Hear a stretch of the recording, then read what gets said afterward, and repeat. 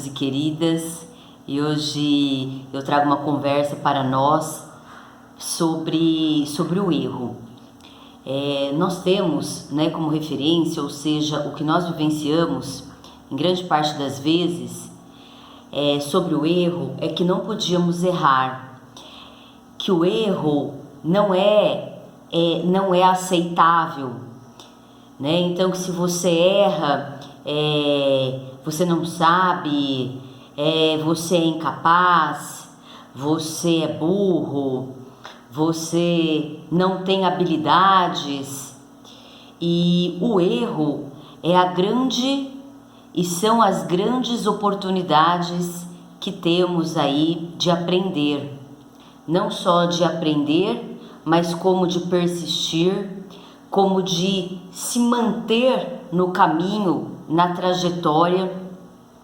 E é a partir do erro que nós vamos trilhar, um caminho de superação, um caminho onde eu conquisto, onde eu realmente me sinto capaz, me sinto competente e habilidoso para aquilo. É lógico, gente, que aqui não se trata de críticas, de julgamentos, porque inclusive vem de algo bem sutil e inconsciente, Ou seja, nós não temos nem a consciência de que estamos agindo assim. Então, por exemplo, uma criança derruba um suco, um leite, um copo de água. Qual é a nossa reação em regra? É ficarmos extremamente bravos, nervosos, como se ela não pudesse fazer aquilo. Se até a gente faz como adultos, ou seja, se até a gente esbarra a mão, derruba um copo, ainda mais uma criança, que não tem nem a motricidade de um adulto, de um jovem, de uma pessoa que já desenvolveu esta motricidade, já desenvolveu a concentração. Então, a gente traz uma cobrança de um lugar muito inconsciente nosso, por isso esse olhar atento, profundo e sem julgamentos e culpas em relação a nós e a quem nos educou, Porque senão a gente não consegue transformar essas atitudes. Porque o nosso olhar, a nossa expressão vem deste lugar, deste inconsciente ali que passou por aquilo e consequentemente tem esta mesma reação, inclusive através dessa corporalidade, dessa expressão, desse olhar, dessa corporalidade, desse nervoso, Não só quando uma criança derruba alguma coisa, mas também, por exemplo, quando a criança pergunta as coisas várias vezes. Essa criança, ela é puro inconsciente, ela não tem o consciente, a parte racional, a parte da memória ainda liberta. Então, ela vai perguntar 1000 vezes a mesma coisa, ela vai repetir muitas vezes o mesmo erro. E a gente, por saber disso, olha como o conhecimento, e o autoconhecimento, conhecimento sobre o desenvolvimento desse ser humano e o autoconhecimento nos traz a leveza, a amorosidade e a paciência na hora de responder, na hora de repetir 1000 vezes, ao invés de falar, já te falei 1000 vezes, você não aprende, você não escuta, porque essa é a nossa reação por desconhecer este desenvolvimento desse ser humano, não saber que este intelecto ainda não está liberto nos primeiros 7 anos de vida, e ele vai sendo libertado aos poucos, não é de uma hora para outra, fiz 7 anos, pá, não é assim. Então, a repetição é a mãe do aprendizado, inclusive para nós, para transformarmos o nosso inconsciente, as nossas memórias, aquilo que a gente acreditou e passou e que está ali incrustado nas nossas células, depende de muita repetição para que a gente possa mudar a nossa consciência, os nossos paradigmas, os nossos padrões, o que a gente sentiu em relação àquilo, né? A gente também não saber esse desenvolvimento do ser humano, a gente não respeita os ritmos, né, por exemplo, desta infância, que não é acelerado como a gente acredita que é, na pressa, né, ou então atividades incoerentes com essas fases e com esses ritmos. Então, quando a gente traz uma educação a partir de um lugar do abstrato, da memória de conteúdos abstratos, né? Então, a criança não aprende desta forma, né? Principalmente até os 7 anos, e a gente, por não saber disso, a gente então quer ensinar desta forma e acaba ficando irritado e impaciente e achando que essa criança não aprende, né? Mas não é este o portal de aprendizagem, né, desta criança. Então está indo contra a natureza, né? O como está sendo ensinado. E a gente tem que olhar também que a nossa irritação, a nossa pressa, a nossa impaciência também é de um lugar onde a gente desconhece a nós mesmos. Ou seja, isso também foi sendo algo imposto para nós, para os nossos pais, por isso que eles também educaram a gente dessa forma, né?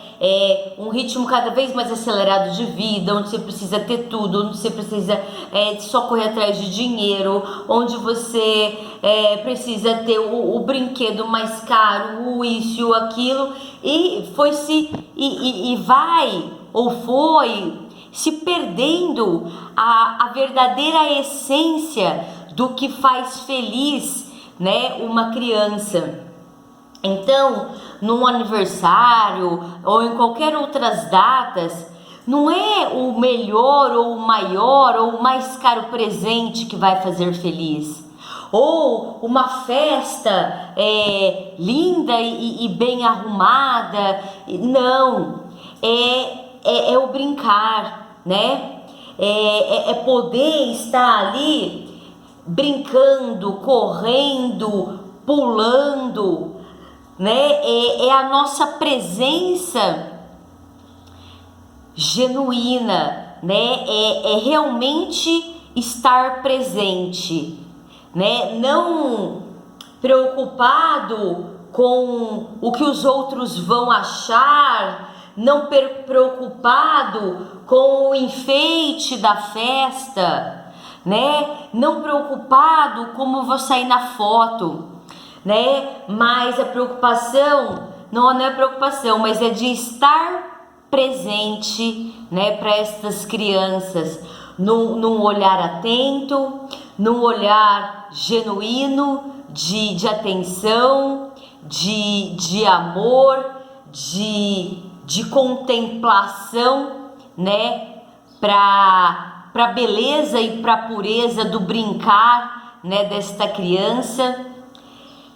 Confiando, né? Porque senão toda hora nós estamos limitando e podando este brincar, porque a gente não confia que a criança pode correr, ou que ela também pode cair e que a gente pode acolhê-la e encorajá-la, né? Porque na maioria das vezes, nossa, ela não pode cair, né, naquela super proteção, ela não pode se machucar. Então ela não pode correr, ela não pode pular, né? Ela tem que ficar sentada, né? Isso vai contra a natureza, né, da criança, contra o portal de aprendizagem dessa criança.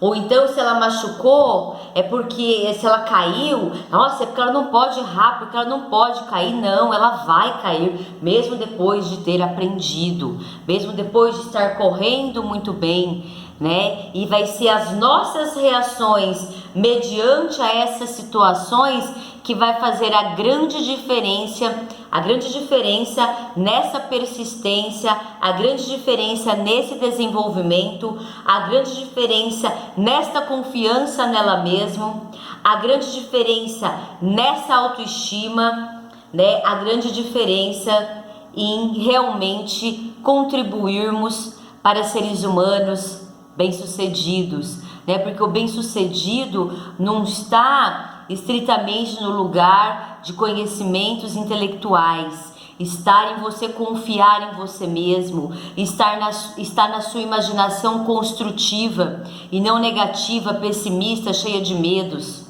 né? Está em saber estar, né, com as pessoas, né, com os amigos, né, em saber estar neste social, em brincar, né, em saber que eu posso cair e se eu me machucar não é a minha culpa ou culpa do outro, por exemplo, numa trombada. Não estou falando de empurrar, de bater no outro, e até mesmo isso tem que ser trazido um olhar do que está por trás, né, desta agressividade.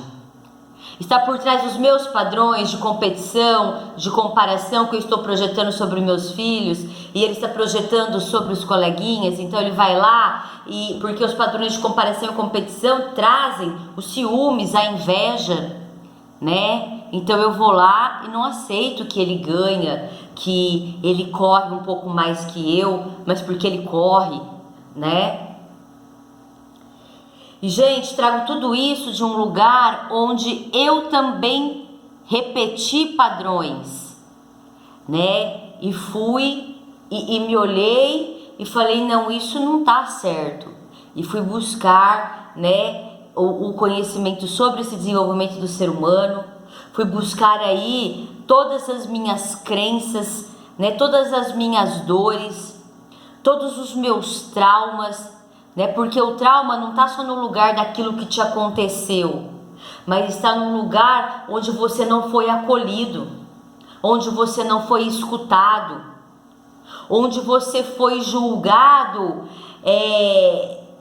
sem nem ter a capacidade de saber aquilo, né? De não ter sido escutado o que você sente, acolhido os teus sentimentos,